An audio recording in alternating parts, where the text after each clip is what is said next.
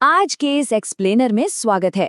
आज हम एक बहुत ही दिलचस्प टॉपिक डिकोड करने वाले हैं, स्ट्रेस क्लीनिंग का मनोविज्ञान।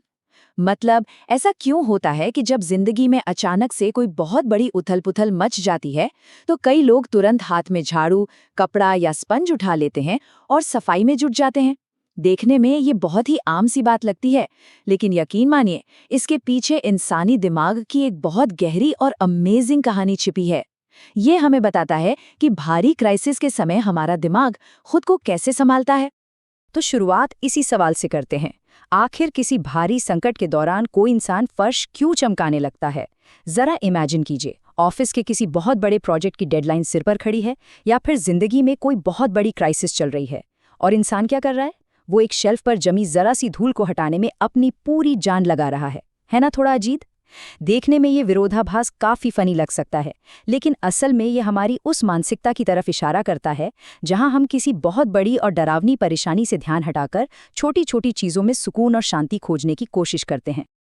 अब यहाँ एक बात क्लियर कर लेते हैं, ये जो बिहेवियर है ना, ये सिर्फ सफाई का जुनून या किसी का नीट फ्रीक होना बिल्कुल नहीं है, बल्कि ये हमारी आंतरिक उथल-पुथल के प्रति एक बहुत ही गहरा साइकोलॉजिकल रिएक्शन है।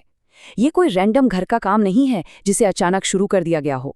असल में ये एक खिड़की की तरह है जिससे हम ये देख सकते हैं कि जब अंदर की दुनिया पूरी तरह से बेकाबू हो रही होती है तो हमारा दिमाग उस सिचुएशन को कैसे हैंडल करता है। तो चलिए इसकी सबसे पहली लेयर को समझते हैं, स्वायत्तता और अपना नियंत्रण वापस पाना। ये तुलना बहुत ही शानदार तरीके से दिखाती है कि बाहरी दुनिया के बेकाबू कारणों और हमारी अपनी दुनिया की आंतरिक व्यवस्था के बीच असल में क्या अंतर है। एक तरफ है बाहरी उथल-पुथल, मतलब कोई ऐसा बॉस जिसका मूड कभी भी बदल जाए, या दुनिया भर में चल रहे बड़े संकट। इन पर तो किसी का कोई बस चलता नहीं है, राइट? ऐसा लगता है जैसे जिंदगी की गाड़ी का स्टीयरिंग ही हाथ से छूट गया हो।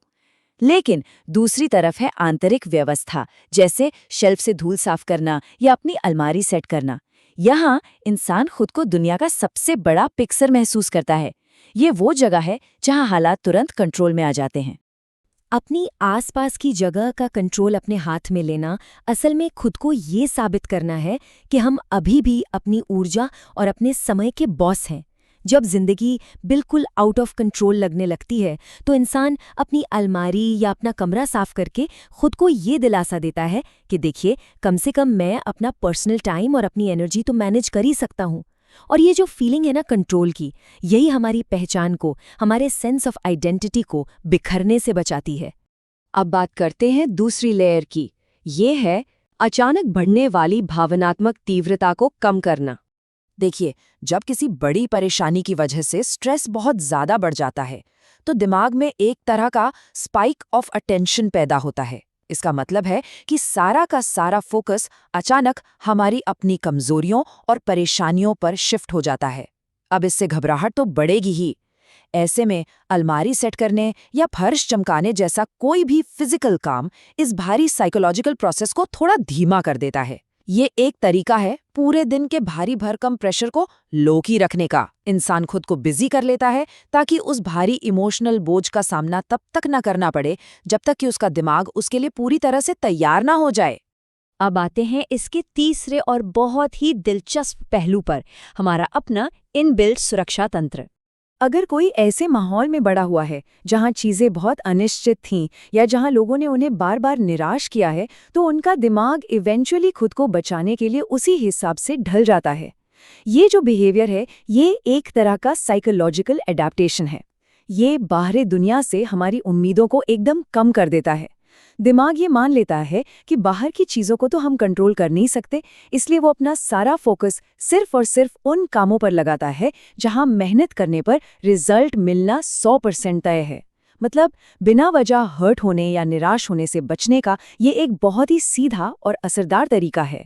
तो क्रूशियल पॉइंट ये है कि इंसान ऐसा बिहेव करने लगता है जैसे दुनिया में बस एक ही चीज मैटर करती है, और वो है उसके घर की साफ सफाई। जब एक गंदे काउंटर को साफ किया जाता है तो वो साफ हो ही जाता है ना? ये एक ऐसा काम है जहां एफर्ट डालने पर रिजल्ट की फुल गारंटी है, मेहनत का परिणाम मिलना तय है। ऐसा करके अनजाने में ही सही, इंसान खुद को बाहरी दुनिया की उन तमाम निराशाओं से एकदम सेफ कर लेता है जिन पर उसका कोई कंट्रोल नहीं होता। और अब हम पहुंच गए हैं इसकी आखिरी लेयर पर, शांतिपूर्ण आंतरिक मान्यता की खोज। हम सब जानते हैं कि हर इंसान मुश्किलों से अपने अपने तरीके से डील करता है। कुछ लोगों को अपनी प्रॉब्लम से बाहर आने के लिए सार्वजनिक घोषणाओं की जरूरत पड़ती है, मतलब वे अपनी भड़ास निकालते हैं, बात करते हैं या बाहरी दुनिया से किसी तरह की तारीफ और वैलिडेशन की उम्मीद करते हैं। लेकिन इसके बिल्कुल अपोजिट जो लोग स्ट्रेस क्लीनिंग करते हैं, वे आंतरिक मान्यता यानी इंटरनल वैलिडेशन ढूंढते हैं। वे बार बार एक ही तरह के इमोशन जैसे सफाई करना के जरिए बहुत ही शांति से अपनी दुनिया को प्रोसेस करते हैं। उन्हें बाहरी दुनिया के शोर या किसी के अप्रूवल की जरूरत नहीं होती। वे अपनी स्टेबल पहचान को एकदम प्राइवेट तरीके से हासिल कर लेते हैं। जब बाहर की दुनिया पूरी तरह से मेस बन चुकी होती है, एकदम अस्त व्यस्त होती है, तो एक साफ सुथरी जगह इंसान की अंदरूनी पहचान को स्टेबल रखने में बहुत बड़ा रोल प्ले करती है।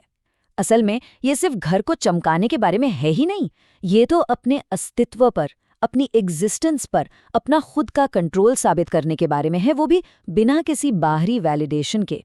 स्वतंत्रता का एक शांत रास्ता, ये बात कितनी गहरी है। स्ट्रेस के टाइम पर इस तरह का रास्ता चुनना ये क्लियरली दिखाता है कि लोग अपने खुद के सेल्फ वर्थ को किस नज़रिए से देखते हैं। अपनी वैल्यू साबित करने के लिए उन्हें किसी और की ज़रूरत नहीं है। सफाई करने की इस बिल्कुल शांत और अकेली प्रोसेस में ही वो अपनी आज़ादी और अपना सुकून ढूंढ लेते हैं। तो जैसे जैसे हमने आज ह्यूमन माइंड की इन गहराइयों को डीकोड किया, एक बहुत ही बड़ा और सोचने वाला सवाल सामने आकर खड़ा हो जाता है। स्ट्रेस के प्रति हमारी खुद की प्रतिक्रियाएं हमारी सुरक्षा की तलाश के बारे में आखिर क्या बताती हैं? हम सब किसी ना किसी तरह से उस सेफ्टी, उस शांति और उस कंट्रोल को ढूंढ ही रहे हैं, है ना? बस सबके तरीके अलग अलग हैं। इसी एक प्रोवोकेटिव विचार के साथ हम आज के इस एक्सप्लेनर को यहीं खत्म करते हैं। अगली बार जब भी कोई बहुत ज्यादा स्ट्रेस में सफाई करता हुआ दिखे, तो समझ जाइएगा कि वो सिर्फ धूल साफ नहीं कर रहा, वो असल में अपनी बिखरी हुई दुनिया को फिर से समेट रहा है।